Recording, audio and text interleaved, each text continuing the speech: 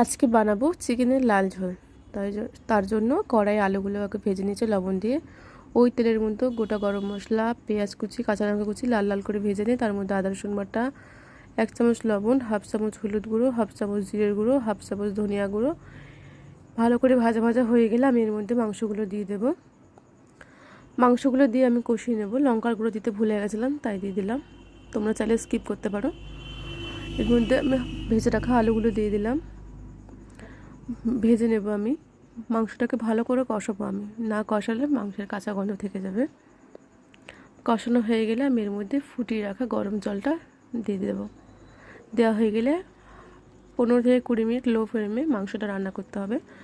আমার হয়ে গেছে রান্নাটা কমপ্লিট। খুবই সহজ রান্নাটা।